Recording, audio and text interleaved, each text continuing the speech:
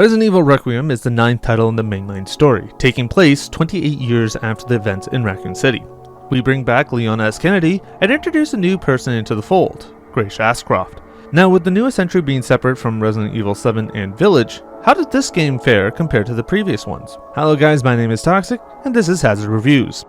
Now, I will start off with the story, as it is likely going to be the biggest part of the review, and there will be some spoilers during this part, so be advised if you want to avoid any spoilers. I'll have his timestamp in the description just so you would be able to skip it. Now, the story as a whole is a typical Resident Evil storyline that you would have been seeing beforehand, but they do it in a different way, and I actually very much like the way that they actually showed it off within this game. The story is split up between the perspectives of Grace, the daughter of Alyssa Ashcroft, and Leon S. Kennedy, the former RPD officer and now current DSO investigator. Now, they're both on track of the same thing, but are shown within different ways on getting to that location. Grace is, first off, an anxious FBI analyst who rarely goes out in the field.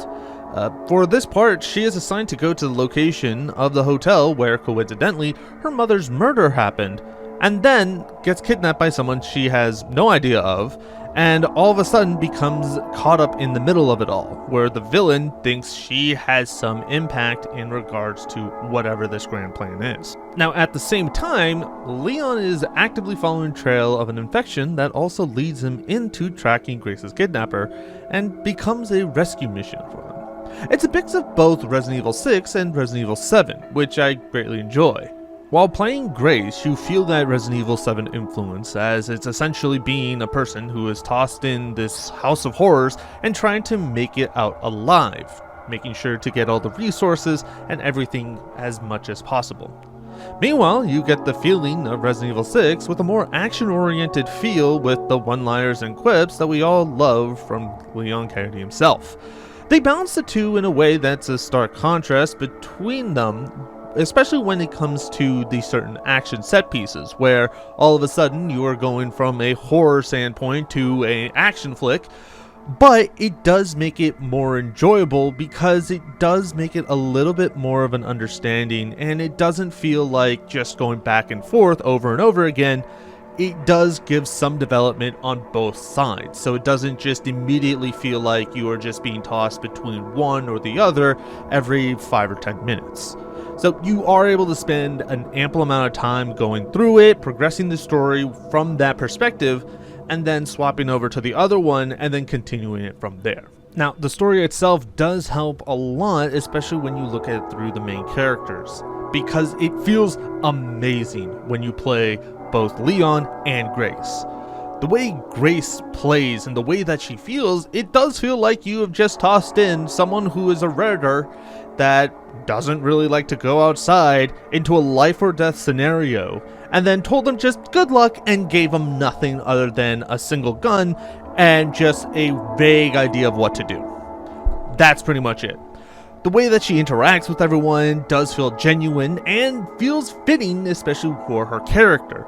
And it's really relatable to some of the players who might actually still be in that type of situation, especially if you are very shy and, again, the typical average Redditor.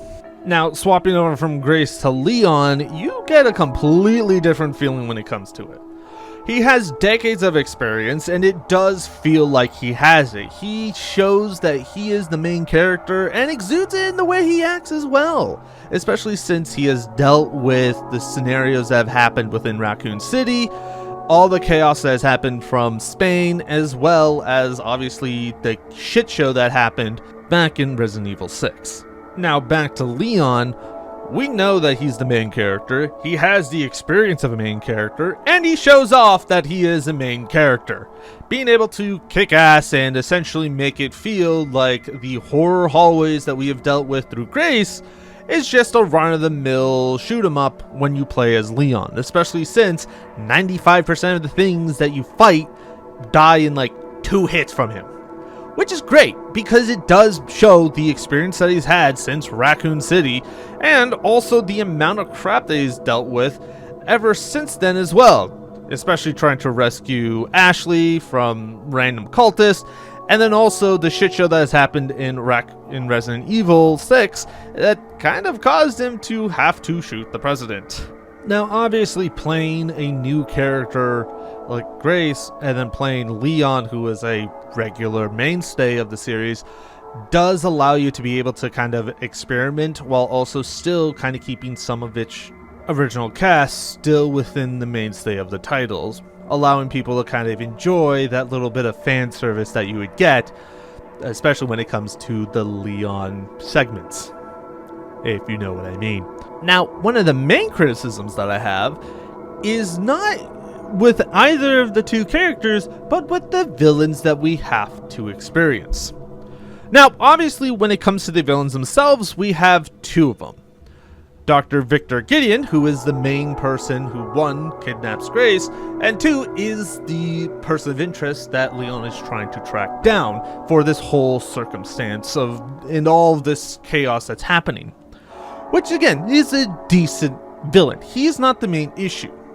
The main issue that I have is Zeno. I'm going to go on a tiny little bit of a rant here. Zeno literally is a character for a face. That's all he is. He does nothing really to help in regards to the actual storyline. All he does is just go up, try and aura farm, make himself look like Albert Wesker, do nothing other than some type of lore dump that you could easily have Gideon do, and then die off screen. Like, we don't even fight him at all. The entire time that he's there is in cutscenes and nothing else. There is no reason for him to exist. You could literally remove him from the storyline entirely, and you will not miss a damn beat of the actual game. I wish I was kidding when I looked into this. I thought, why is he here? And I couldn't figure it out. The amount of BS that this dude has in existing is just, I bet it's just because they want to have some like alternative villain to just bring in later on. But they could easily just have it as like a fucking post-credits story thing. Like we already had, like, and if you actually go through the game and you see the post-credit cutscene, you see there's already a different like company already there. They could easily have just done it in that way, not just have this random dude that just exists for no reason other than to aura farm and then be like, yeah, I'm here because this is going to make me powerful. And it's like, brother, you are not anywhere close to Albert Wesker. I am sorry. Please, fuck off. And then he just dies. Like, you see how bad it looks? Or at least the good part is that when it comes to the actual villains and fighting them, Gideon actually has a really, really fun boss fight. Granted, it's relatively easy as long as you kind of know what you're doing and also save up the ammo too. But it's very easy to kind of go through. It's still fun, especially when you have, like, you know, when you can use grenades and all that. It does make it a little bit easier, but it's still, the fight itself is great. And the fact that we actually fight him makes him a significantly better villain than this fuckhead over here. Because, again, I am so annoyed at the fact that we only have him there just to be there. He just dies like a bitch while I have a decent fucking fight with 2 different stages with Gideon. You could have just had Gideon and it would have been fine. That would have been it. That's all you needed. But besides that, there isn't really much in regards to the other villains that are there. Like, you have Mr. X makes a comeback, and also the girl that you deal with when you play as Grace. The fights for both of those are pretty nice. I think it's actually really cool to kind of have that moment with the girl as you are going after, you know, having her run through, trace you down ever since the beginning when you wake up from being kidnapped. Now you essentially taking control and utilizing the lights against her does make it a little bit nice when it comes to the actual fight itself, just because you're figuring that out over time, and then at that point it's like, okay, now I know what to do, what I need to do, and then from there I'm able to go through and take care of it. And obviously with Mr. X, it's Mr. X. Like, come on, X gonna give it to you. That's just what it is. Like, the fight is over the top. It's you being Leon versus Mr. X, the fucking tyrant that has pestered you all those decades back, coming back to try and finish it off, and then bam, satisfaction, he's dead, done, and over with. For now. I mean, granted, who knows, he could make another return, it's possible, but still, the fact that you were able to at least defeat him, and I think he's permanently dead too, does make it just so satisfying, especially after you find, like, you know, him tormenting you all those years ago is now just put to rest, finally, permanent. Now, moving away from the story and the characters, the game revolves around 3 main areas with a few connecting segments used as transition points: the Care Center, Raccoon City, and the Ark. Now, each location gives a specific playstyle that's more focused on one of the 2 main characters that you play through, but there are some overlaps that do occur at some points during each of the games, with only one exception being Raccoon City exclusively being for Leon. Now, the Rhodes Hill is definitely primarily for Grace's perspective, and the Ark is more balanced between both Grace and Leon, but the designs themselves actually do provide a little bit better understanding of how you would want to play through it. For example, Rhodes Hill is filled with narrow hallways, 90-degree angles, so that if you do get in a chase or you need to run away, you are able to lose your pursuer in the corners, and making sure that you have enough hiding locations, especially since you're able to change if the lights are on or off, making it a little bit easier for you to be able to play a little bit more stealthily as Grace, while still keeping the horror elements by utilizing the claustrophobic feeling that each of the different areas go through as you do progress through the game itself. Now, obviously, when you do go through the location of Care Center with Leon, it's a completely different feeling, but you still can understand on the whole aspect of it being narrower, but in this case, it less becomes a horror game and becomes more of a shoot 'em up, because, of course, you're playing as Leon, who is supposed to be completely overpowered compared to Grace. Now, speaking of Raccoon City obviously does have a different feel to it, and it's more wide open, making it a little bit easier for you to be able to have wider sight lines, be able to make some more traversal, and it feels like you have more of an opportunity to create kind of action sequences rather than trying to play the I need to hide from the enemies because I don't have that much ammo. You do get a lot of ammo drops, you do get a lot of access to being able to upgrade your weapons, unlike what you would have in Rhodes Hill, and because you do have access to a much wider variety of weapons, it does provide you a little bit more of incentive to utilize those weapons, especially since they give you a ton of ammo to kind of play around with. On top of that, there's a lot of other set pieces that do happen that can only really be accomplished within a wider setting, and you do have some very crazy stuff that harkens back to when you were playing Resident Evil 6 and playing as Leon, especially since you do get to have an opportunity to ride a motorcycle up the side of a collapsed building. Now, the final location, called the Ark, is primarily a combination of both close quarters but also open spaces, and that's because you are going to be playing a relatively equal time between both Leon and Grace within that area, just in separate locations.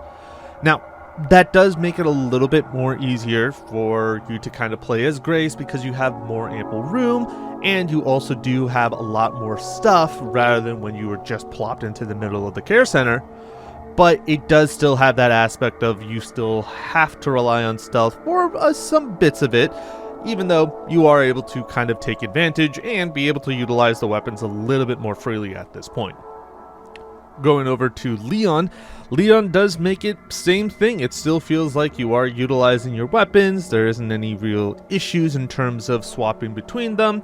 The only difference is that you're going to be more melee oriented, just because even though it is bit bigger than the care center, it's not so big as what you would have in Raccoon City, relying more on your close quarters weapons and your axe rather than utilizing the sniper rifle or any other rifles that you have that would be based for long distance. Now, with the feeling of the different locations, they make it a little bit very much enjoyable, especially if you have played through the previous games. For example, Rhodes Hill has a mix between the Baker's house in Resident Evil 7 and the castle within Resident Evil Village, where in the beginning you're kind of going through this somewhat old, decrepit area, and then you get into this massive location with a main central area, but also having wide hallways, a lot of secrets, and also different puzzles that can be seen throughout the area.